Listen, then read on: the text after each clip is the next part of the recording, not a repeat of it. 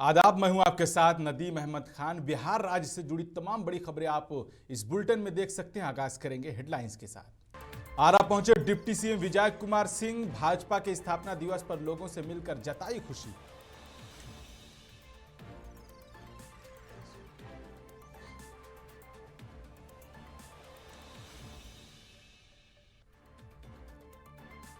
भागलपुर में भाजपा का 47वां स्थापना दिवस धूमधाम से मनाया गया। खेल मंत्री की मौजूदगी में कार्यकर्ताओं में दिखा उत्साह।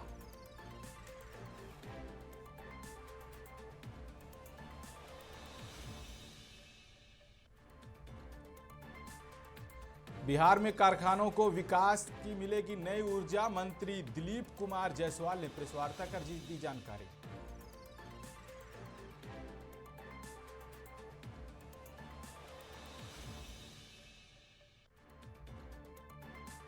सांसद पप्पू यादव ने फलका हत्याकांड पर जताई चिंता। पीड़ित परिवार से मिलकर ली पूरी जानकारी।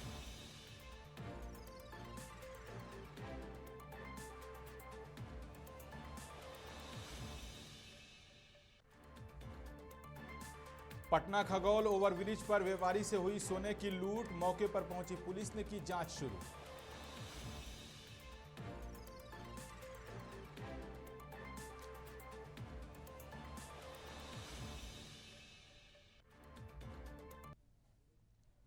चलिए बिहार राज्य से जुड़ी तमाम बड़ी और अहम खबरों पर बात करते हैं। बता दें कि आरा के बामपाली भाजपा कार्यालय में पार्टी का स्थापना दिवस मनाया गया।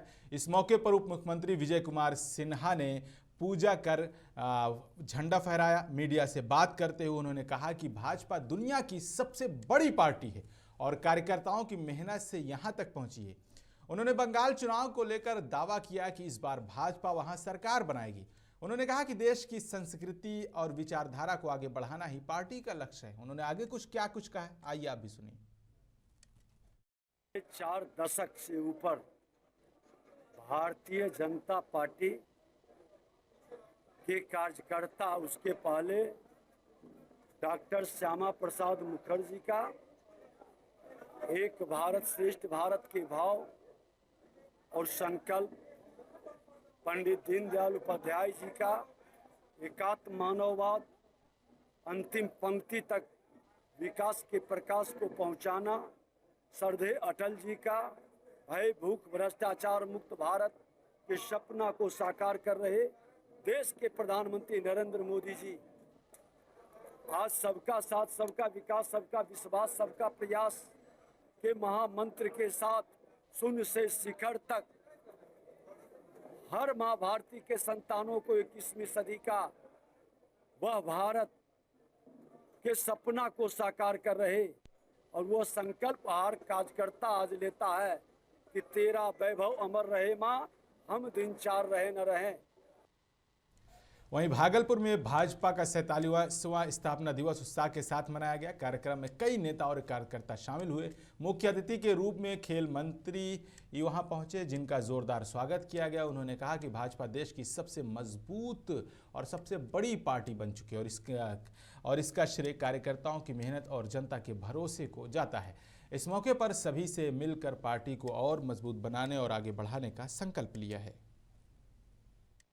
एकात्म मानववाद के सिद्धांत के साथ जनसंघ काल से लेकर अभी तक भारतीय जनता पार्टी ने बहुत उत्थान किया है। आज दिन है ऐसे सभी हमारे पार्टी के संस्थापक सदस्यों और असंख्य कार्यकर्ताओं को याद करने का, जिनकी वजह से हमने पूरे विश्व में सबसे बड़ी राजनीतिक पार्टी होने का गर्व हमें हो पाया है। आज के दिन स्थापना दिवस के मौके पर हम ऐसे सभी कार्यकर्ताओं को, भारतीय जनता पार्टी के सभी बूथ से लेकर राष्ट्र लेवल तक के सभी कार्यकर्ताओं को हार्दिक बधाई देते हैं। हम लोगों के लिए निश्चित रूप से हमारे इतिहास को देखते हुए एक ऐसा दिन है जिसका आज हम, क्योंकि अब इतना अच्छा मैंडेट मिला है, लेकिन ये जरूर हमें याद रखना चाहिए कि किस संघर्ष के साथ भारतीय जनता पार्टी आगे बढ़ी। एक ऐसा संघर्ष जो लोगों को हमेशा याद रखना चाहिए और साथ ही साथ जिस विचारधारा और सिद्धांतों के साथ भारतीय जनता पार्टी एस्टैब्लिश हुई, जिस विचारों और सिद्धांतों के साथ भारतीय जनता पार्टी के लोग कार्यकर्ता राजनीति कर रहे हैं। वहीं बताते चलें कि मुख्यमंत्री नीतीश कुमार के नेतृत्व में बिहार में औद्योगिक विकास तेजी से पकड़ रहा है। राज्य सरकार ने अगले 5 सालों में 50 लाख करोड़ रुपए निवेश और 1 करोड़ रोजगार का लक्ष्य रखा है। एक्सप्रेसवे, कॉरिडोर, हवाई संपर्क और इन तमाम चीज़ों पर काम जारी है। ग्लोबल इन्वेस्टर को बढ़ावा देने के लिए कई नई नीतियां लागू की गई हैं। इसकी जानकारी मंत्री दिलीप कुमार जायसवाल ने प्रेस वार्ता करके दी है। उन्होंने क्या कुछ कहा, आप भी सुनिए। उद्योग विभाग आने वाले समय में बिहार के उद्यमी और युवाओं के भविष्य को तय करेगा और जिस तरह से 7 निश्चय पार्ट 3 में बिहार के आदरणीय मुख्यमंत्री श्री नीतीश कुमार जी ने विगत बिहार विधानसभा के चुनाव में भी बिहार के युवाओं से वादा किया है कि हम 1 करोड़ युवाओं को रोजगार देंगे और बिहार का जो टैलेंट है उसका उपयोग ज्यादा से ज्यादा बिहार में हो, बिहार के तरक्की के लिए हो। सरकार ने जनता के सामने ये वादा किया है और सबसे बड़ी जिम्मेवारी आज बिहार सरकार के अगर सभी मंत्रालय को देखा जाए तो उद्योग विभाग की सबसे बड़ी जिम्मेवारी बिहार के युवाओं के लिए और बिहार के भविष्य के लिए बनता है। और जितने भी विभाग हैं उन विभाग का एक स्टैटिक प्रोसीड्योर है और उस स्टैटिक प्रोसीड्योर के तहत वो विभाग काम करती है। बिहार सरकार फंड देती है और उस फंड के भरोसे हमारा सिस्टम चलता है। लेकिन उद्योग विभाग ही एक ऐसा विभाग है जो निवेश लाने का भी काम करती है। यानी हम लोगों को उत्साहित करते हैं, प्रोत्साहित करते हैं कि बिहार में निवेश करें और निवेश करने में यहां के युवाओं को रोजगार मिले। तो उद्योग विभाग की सबसे बड़ी चुनौती बिहार के युवाओं को और बिहार के उद्यमी को, एंटरप्रेन्योर्स को, के भविष्य को जो है आगे बढ़ाना है। वहीं बताते चलें कि पटना फुलवारी शरीफ के नया टोला राजद कार्यालय में एक बैठक आयोजित की गई। इसमें आगामी 11 अप्रैल को पटना के श्री कृष्ण मेमोरियल हॉल में होने वाले तेजस्वी यादव के अभिनंदन समारोह की तैयारियों पर चर्चा हुई। बैठक के मुख्य अतिथि राजद के प्रदेश अध्यक्ष और पूर्व विधायक अनवर आलम मौजूद रहे। बैठक की अध्यक्षता सलाहुद्दीन मंसूरी ने की। इस मौके पर राजद के बड़े नेता कैसर खान, मुश्ताक अहमद, सैयद मुहिबुल हसन सहित कई कार्यकर्ता मौजूद रहे। आज की बैठक का मुख्य एजेंडा था भाई सलाहुद्दीन साहब जो पटना जिला के अध्यक्ष हैं, उन्होंने एक बैठक आहूत किया था ताकि हम लोग 11 अप्रैल को जो अभिनंदन समारोह है, इस्तकबालिया प्रोग्राम है भाई तेजस्वी यादव का, उसको हम लोग कैसे अमली जामा पहनाएं, कैसे ज्यादा से ज्यादा तादाद में हम लोग लेके पहुंचने का काम करेंगे और जो है उसकी रणनीति कैसे बनेगी। उसमें तमाम जो मजबूत साथी है, भाई कौसर साहब हुए, इमाम साहब हुए, मुश्ताक भाई हुए और वार्ड के तमाम जो अध्यक्ष आए हुए हैं, उन तमाम साथियों ने अपनी अपनी राय दी है और भाई जो है सलाहुद्दीन साहब के नेतृत्व में जो कृष्ण मेमोरियल को भरने का काम होगा। 11 अप्रैल को कृष्ण मेमोरियल हॉल पटना में एक अभिनंदन समारोह माननीय तेजस्वी यादव कार्यकारिणी अध्यक्ष बने हैं, उनके उपलक्ष्य में ये रखा गया है।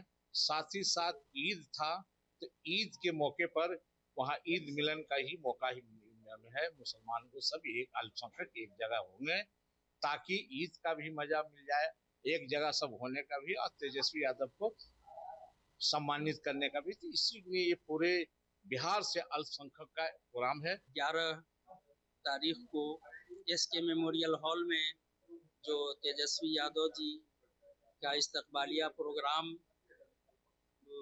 किया जा रहा है उस की मजबूती के लिए कि वो तैयारी मजबूती से हो ताकि वो प्रोग्राम अपने बुलंदी के मकाम तक पहुंच पाए। आज बैठक राष्ट्रीय जनता दल के राष्ट्रीय कार्यकारी अध्यक्ष बनाए जाने पर कृष्ण मेमोरियल हॉल को किस तरह से भरा जाए, वहां सारे लोगों को पहुंचाया जाए, इसलिए आज यहाँ नया टोला में बैठक किया गया। वहीं बताते चलें कि कटिहार के फलका थाना इलाके में पुलिस कस्टडी में एक युवक की मौत होने पर पूरे इलाके को झकझोर दिया है। घटना के बाद स्थानीय लोगों में गुस्से और चिंता दोनों देखने को मिल रही है। इसी बीच पूर्णिया सांसद पप्पू यादव पीड़ित परिवार से मिलने पहुंचे और पूरे मामले की जानकारी ली। उन्होंने इस घटना को बेहद गंभीर बताते हुए पुलिस की कार्रवाई पर कई बड़े सवाल उठाए हैं और निष्पक्ष जांच की मांग की है। परिवार का आरोप है कि युवक के साथ हिरासत में मारपीट और टॉर्चर किया गया, जबकि प्रशासन जांच की बात कह रहा है। इस घटना ने कानून व्यवस्था और मानवाधिकार को लेकर नई बहस छेड़ दी है। सोचिए, ऐसी लगातार कई घटनाएं आ रही हैं जहां की पुलिस कस्टडी में लोगों की मौतें हो जा रही हैं। ये बहुत ही गंभीर और सोचने वाली बात है कि पुलिस कस्टडी में ऐसा कैसे हो रहा है। को तो एक बात समझ में नहीं आती, तो किस चीज से लगा लिया वेंटिलेटर के रड में, और वेंटिलेटर उस ऊंचाई पर है तो वहां कुर्सी था कि वेंटिलेटर पर चढ़ गया? वहां टेबल था या कुर्सी थी कि हम कुर्सी पर टेबल पर चढ़ के वेंटिलेटर में लगा करके हम झूल गए? और वेंटिलेटर पर यदि हम चढ़े भी तो कैसे चढ़े? और चढ़े तो वहां क्या आपने फांसी लगाने के लिए उनको डोरी दे दी थी? सर, बेल्ट से तो फांसी लगी नहीं होगी।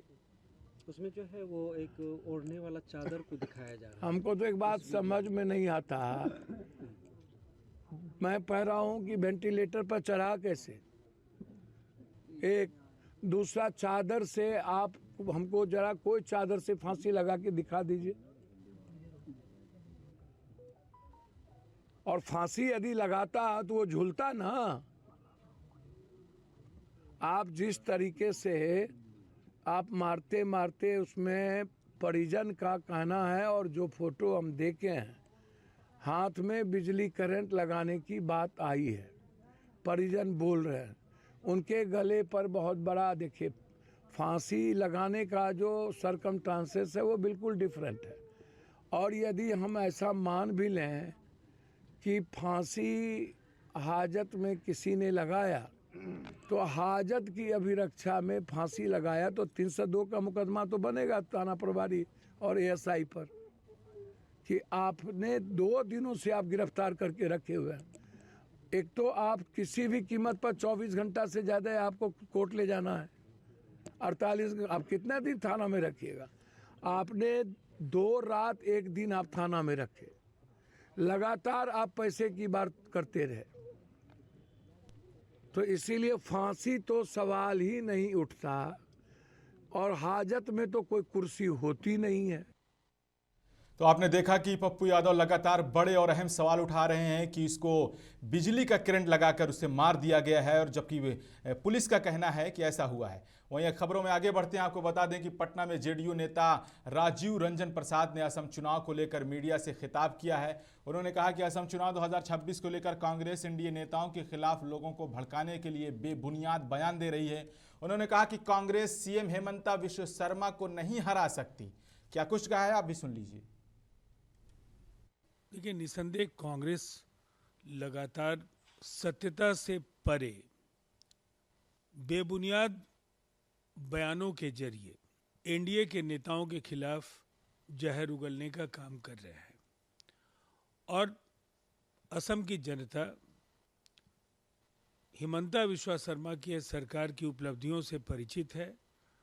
पूरे राज्य में भारतीय जनता पार्टी की लहर है, इसलिए ऐसे आरोपों के बल पर कांग्रेस अपनी डूबती नैया नहीं बचा पाएगी।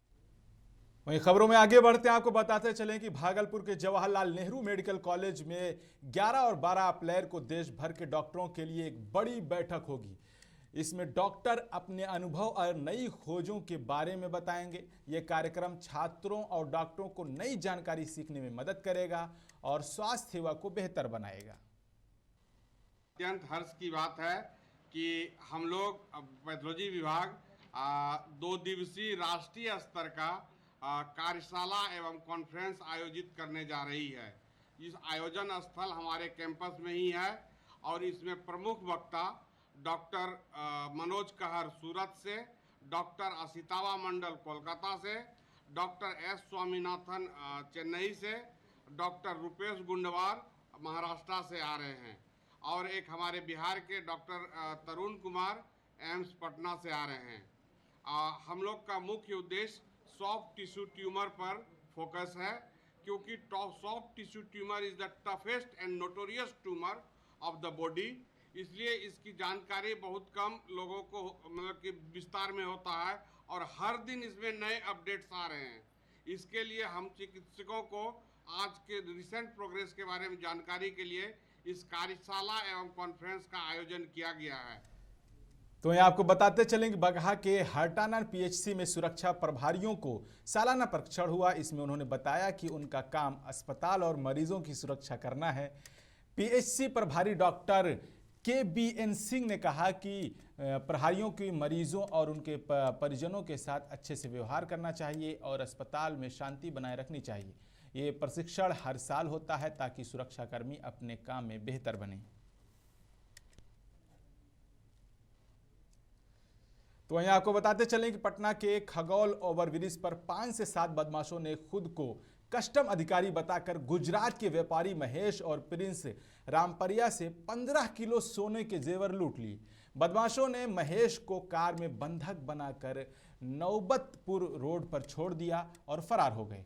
खगौल थाना पुलिस ने तुरंत कार्रवाई करते हुए संदिग्ध कार बरामद की। पुलिस पूरे मामले की जांच कर रही है और बदमाशों की पहचान कर गिरफ्तार करने की कोशिश की जा रही है। लेकिन सवाल ये है कि पुलिस इतनी लापरवाह कैसे हो गई और चोरों में इतना दम कहां से आया, इतनी हिम्मत कहां से आई को इतने बड़े व्यापारी के 15 किलो ज्यादा सोना चुरा लें। कल दिनांक 4 अप्रैल 2026 को खगौल थाना को सूचना दी गई कि राजकोट से 2 व्यक्ति सोना लेकर आ रहे थे, जो कि बाकरगंज मंडी में जाके देने वाले थे। ये लोग व्यापारी थे, उन्हीं के स्टाफ थे।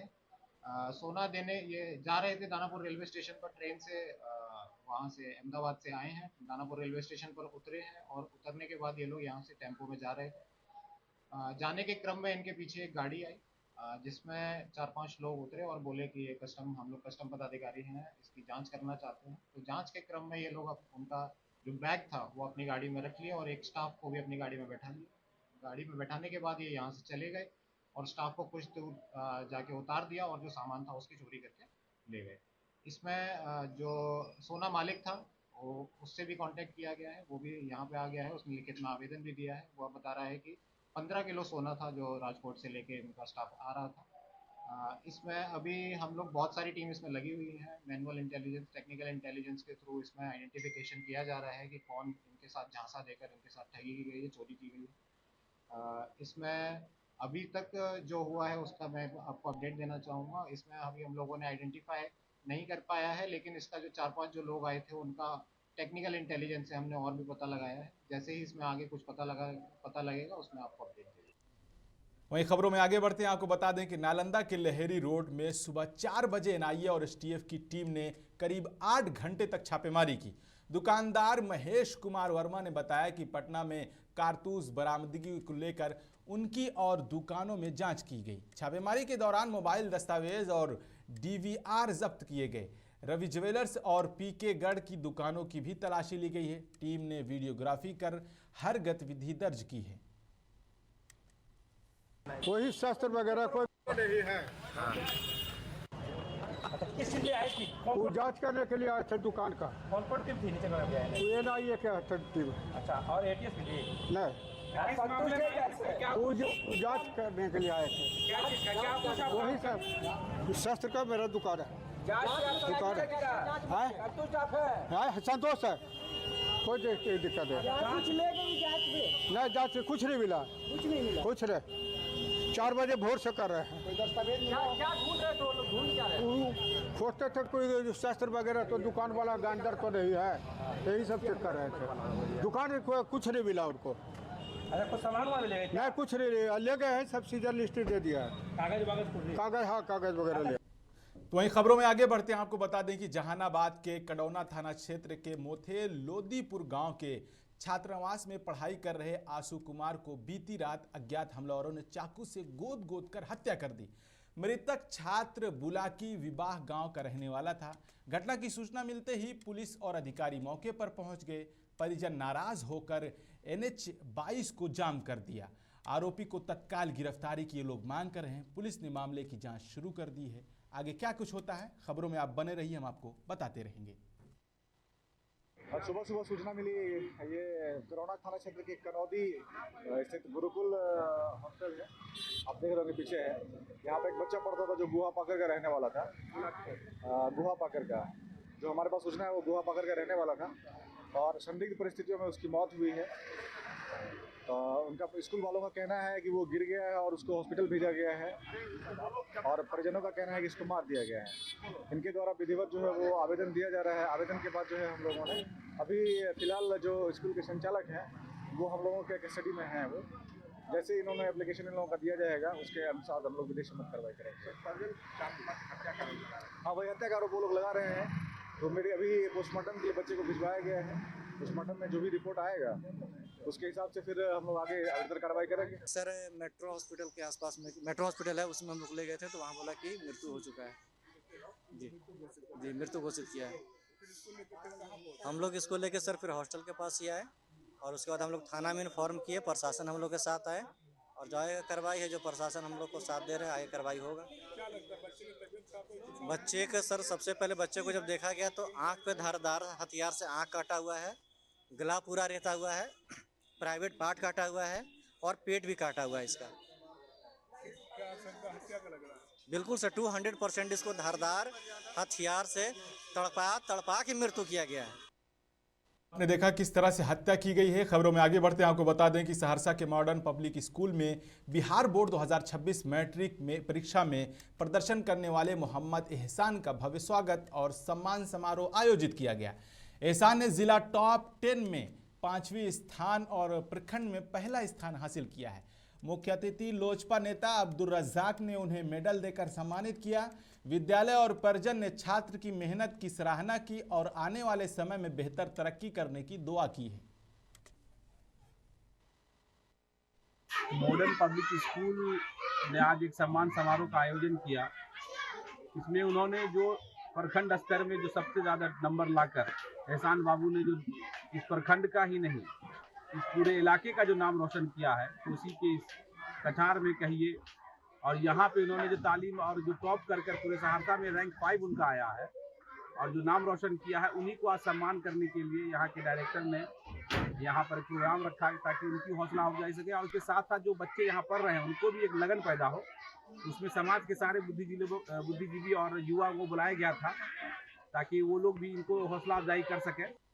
वहीं आपको यही बताते चलें कि मधेपुरा के गवाड़पाला स्थित कस्तूरबा गांधी बालिका विद्यालय में 13 साल की छात्रा संतोषी कुमारी की संदिग्ध हालत में मौत हो गई। वो रात में कार्यक्रम के बाद सोने गई थी। सुबह करीब 3 बजे उसकी तबीयत खराब हो गई। अस्पताल ले जाने से पहले ही उसकी मौत हो गई। डॉक्टर ने बताया कि बच्ची की मौत पहले से ही हो चुकी थी। घटना के बाद परिजन नाराज हैं और स्कूल प्रबंधन पर लापरवाही का आरोप लगा रहे हैं। पुलिस ने शव को पोस्टमार्टम के लिए भेजकर जांच शुरू कर दी है। आगे क्या कुछ होता है हम आपको खबर में बताते रहेंगे। आप मुंसिफ टीवी देखते रहें। सुबह में फोन आवे छै कि संतोषी कुमारी हॉस्पिटल में भर्ती है। कहाँ से फोन कस्तूरबा मध्य विद्यालय से। ओकर बाद जे छै हम सब दौड़ल वहाँ से चलि एलियै यहाँ गोलपारा एलियै हॉस्पिटल में। तो हमरा आर के जे छै ओहिठमा बच्चा डॉक्टर साहब कहलकै कि बच्चा का डेथ हो गया। ओकर बाद गोलपारा थाना के द्वारा हमरा आर के पोस्टमार्टम करे ले मधेपुरा एलियै है। हमरा आर के DM साहब से यह मांग छै कि एहिमे जे वार्डन छै या मैडम छै, कोई टीचर, कोई कहर हेड छै, ओकरा आर के जांच पड़ताल। तो इन खबरों में आगे बढ़ते हैं। आपको बता दें कि मधेपुरा के बिराली थाना क्षेत्र में एक युवक ने अपनी ही पत्नी की हत्या कर दी। बताया जा रहा है कि उसे पत्नी पर अवैध संबंध का शक था। सूचना मिलते ही पुलिस मौके पर पहुंची और शव को जमीन से निकालकर पोस्टमार्टम के लिए भेज दिया। फिलहाल पुलिस पूरे मामले की जांच कर रही है, लेकिन सवाल यह है कि पूरे बिहार में ऐसी घटनाएं लगातार बढ़ रही हैं। पुलिस प्रशासन आखिर हादसा हो जाने के बाद ही क्यों चौकस में होती है? पुलिस को, प्रशासन को सख्त से सख्त कार्रवाई करनी चाहिए। आज दिनांक 6/4/26 को सुबह बेलाड़ी थाना को सूचना प्राप्त हुआ कि सुरेश ऋषिदेव साकिन गंगराई टोला वार्ड नंबर 4 थाना बेलाड़ी जिला मधेपुरा के द्वारा अपनी पत्नी त्रिपुरा देवी उम्र करीब 35 वर्ष को अवैध संबंध के संदेह में हत्या कर 100 को जमीन में गाड़ दिया गया है। सूचना पर पुलिस द्वारा त्वरित कार्रवाई करते हुए घटनास्थल को संरक्षित किया गया तथा एफएसएल की टीम को बुलाया गया। रमेश ऋषिदेव को गिरफ्तार किया गया है तथा मृतका के शव को दंडाधिकारी के उपस्थिति में जमीन से निकालकर पोस्टमार्टम हेतु भेजा। तो मुंसिफ बिहार अब तक आप देख रहे थे। मुंसिफ बिहार में बिहार राज्य से जुड़ी तमाम छोटी से छोटी और बड़ी से बड़ी खबरें हम लेकर आते हैं 5 से 5:30 बजे। अगर आपको बिहार राज्य से छोटी और बड़ी से बड़ी खबरें देखना है तो आप मुंसिफ टीवी पर देख सकते हैं। शुक्रिया।